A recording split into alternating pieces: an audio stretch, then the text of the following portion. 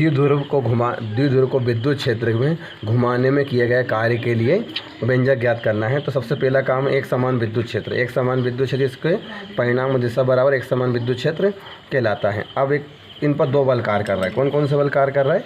Q E ये दो बल इस पर क्या कर रहा है? कार्य कर रहा है। ऐसा रखा है, इसको समांतर लाने का प्रयास कर रहा है। दोनों आवेशों के बीच की दूरी कितनी है? 2l। एक प्लस आवेश दूसरा माइनस। ये हमारा लंबवत आवेश, ये 90 डिग्री का कोण बनाता है सर।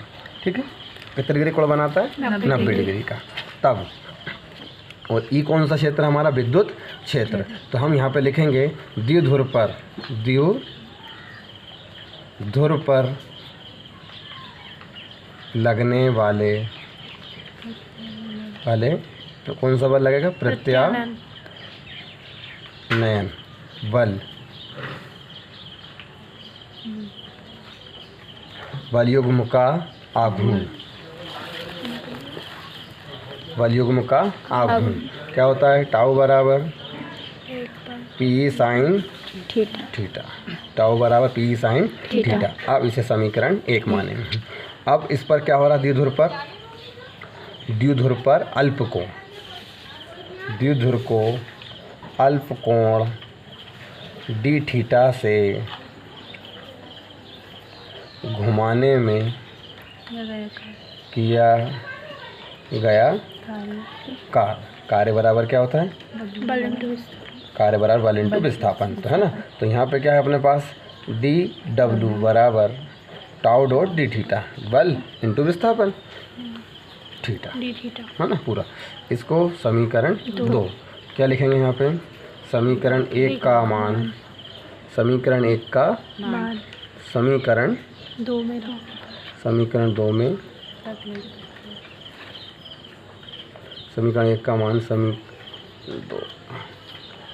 में रखने पर। क्लियर। अब ये उठा के टाउ की जगह पे रखो तो देखो डी डब्ल्यू तो वैसा ही है पूरा, है ना। टाउ की जगह क्या रख दें? P E sine theta into D theta. अब क्लियर है यहाँ तक। अब अपन क्या करेंगे? घुमाने में संपन्न का थीटा कोण से घुमाने में किया गया कार्य दोनों पर समाकलन कर देंगे। क्या कर देंगे? समाकलन। ठीक। और कार्य जब ये पेन रखा है तो जीरो अवस्था में यहाँ तक हुआ तो थीटा, तो क्या लिखेंगे? 0 से थीटा करो P sine theta D theta. अब डी डब्ल्यू का समाकलन डब्ल्यू और जो अचर राशि बाहर निकालो। क्या बचा? Sine theta D theta. Sine theta अंदर अपना 0 से लेके वही थीटा, अंदर यही बचेगा। समाकलन साइन थीटा और बाहर चल रहा है अपना डी थीटा। चलिए एक स्टेप पी आपका वैसे ही 0 थीटा साइन थीटा और डी थीटा। अब ये डब्ल्यू आपका है ना, डब्ल्यू आपका वैसे ही। साइन का समाकलन क्या होगा? Minus cos theta. ये पी ई भी वैसे ही। साइन का क्या हुआ? Minus cos theta. ऊपर की लिमिट ऊपर लिखना है थीटा और नीचे की लिमिट नीचे। अब ज़्यादा है तो क्या करो? इस माइनस को बाहर निकाल दो। निकाल दिया। अंदर क्या बचा? Cos theta. Upper limit lower नीचे माइनस पी ई तो वैसे ही। ऊपर वाली लिमिट बताओ? Cos theta minus cos 0। W तो वैसे ही। माइनस पी ई भी वैसे ही। कोस थीटा कोस 0 का मान 1। क्लियर है। कोस 0 का मान 1, थीटा आपका वैसे ही। अब माइनस का अंदर गुणा कर दो। ये पी ई तो वैसे ही। माइनस का कोस थीटा आया और माइनस वाला क्या हो जाएगा? प्लस। माइनस वाला प्लस वाला माइनस और माइनस वाला प्लस, चिन्ह बदल जाएंगे। माइनस के अंदर गुणा होगा। अब जमा के लिख लो और हमेशा, है ना।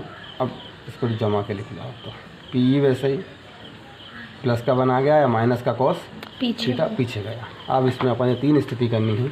स्थिति फर्स्ट थीटा बराबर 0, ये उठा के इसमें रखो। इसको समीकरण 3 मानना है तो मानिए, तो मत मानिए। क्यों? तो वो आप स्थिति रख रहा है वो इसी में रख रहा है। ठीक है। थीटा बराबर 0, है ना। वो नहीं रख रहा है तो मतलब रखना चाहे तो रखेगा।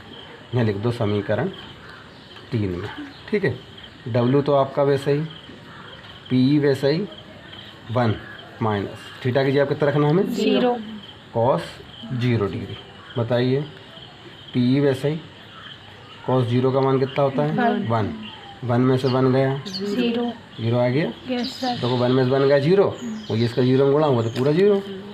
स्थिति सेकंड क्या रखना है थीटा बराबर 90 डिग्री। किस में रखना है 3 में, माना है तो, नहीं तो नहीं लिखेंगे समीकरण 3, ठीक। वही W बराबर रखिए, PE तो वैसे ही 1 माइनस cos 90 डिग्री, W वैसे ही PE 1 भी वैसे ही, cos 90 का मान 0, अब 0 तो हट जाएगा, क्या बचा W बराबर PE, ठीक। अब थर्ड स्थिति थीटा बराबर 180 किस समीकरण में 3 में 3 में। W आपका वैसे ही, PE भी आपका वैसे ही 1, इसी में रखो cos 180 W P 1 वैसे ही, cos 180 का मान -1 W आपका वैसे ही, ठीक है। यस PE भी वैसे ही, माइनस प्लस 1, क्लियर है। मैं बगल में कर रहा है W बराबर 1 और 1 2 PE, ये आंसर था।